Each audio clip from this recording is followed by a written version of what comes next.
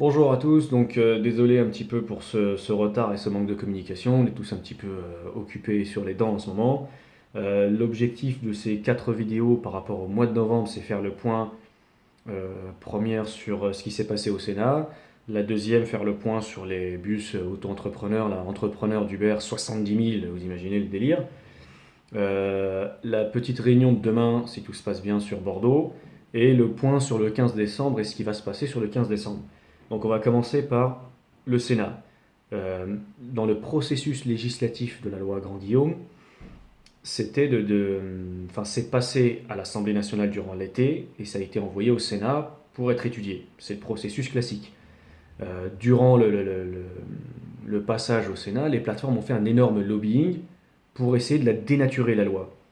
Donc cette loi, je rappelle rapidement les points: responsabiliser les plateformes, donc les chauffeurs qui conduisent 17 heures, qui font des accidents, etc., elles vont commencer à être responsables. Les chauffeurs dans l'illégalité, puisqu'on a malheureusement beaucoup de clandestins chez nous, des gens sans assurance, sans permis, etc., et ça nous dérange énormément, donc elles vont prendre leur part de responsabilité. Transmission des données à l'État, enfin plutôt à un observatoire où nous siégerons dedans, un observatoire national taxi, VTC, les gares, les aéroports, etc., les usagers aussi avec nous. On pourra apprécier ces chiffres-là et en faire de vraies décisions plus tard à l'avenir.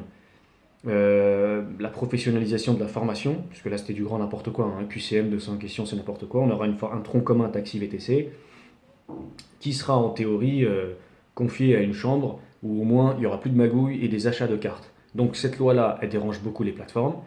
Arrivé dans le processus législatif au Sénat, les plateformes ont fait jouer leur lobbying monstre. Et ce qui s'est passé, c'est qu'au mois de novembre, les associations type AMT, pilotées pour moi par les plateformes, type Uber, etc., sont sorties pour dire: ah, ils ont dénaturé la loi, on est pour la loi, mais contre la loi, enfin, c'était pas clair. Et les choses sont sorties bien plus claires après. C'est que dans leur communication, c'était abrogation de la loi Grand-Guillaume. Ils étaient contre la loi Grand-Guillaume. Et bizarrement, ils étaient soutenus par les plateformes. Donc, ils se sont fait totalement manipuler.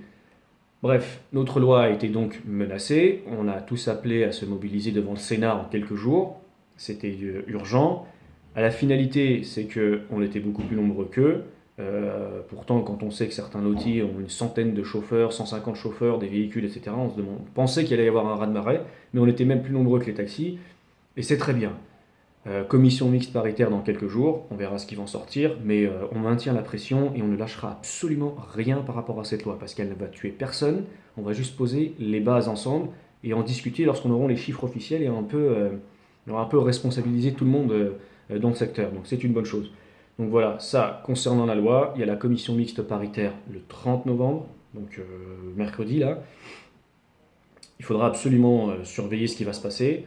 On va faire une réunion jeudi, le lendemain, donc le 1er décembre, pour faire le point sur la commission mixte, le point sur les bus Uber, le point sur ce qui va se passer à Bordeaux demain et le point sur le 15 décembre. Voilà, donc je vous invite à vous maintenir là-dessus et à essayer de suivre le maximum d'informations. On l'a échappé belle parce que si jamais les associations pilotées par les plateformes là, avaient suffisamment de gens, ils auraient pu mettre en grosse difficulté la loi. Mais bon, finalement, c'était un flop pour eux. Et on a réussi à s'en sortir et à être quand même plus nombreux et à faire entendre justement notre voix, notamment avec le petit passage sur Public Sénat. On a expliqué notre position clairement là-dessus. Voilà. Donc, rendez-vous pour le 30 novembre pour avoir la suite de ce qui va se passer par rapport à la commission mixte paritaire entre députés et sénateurs.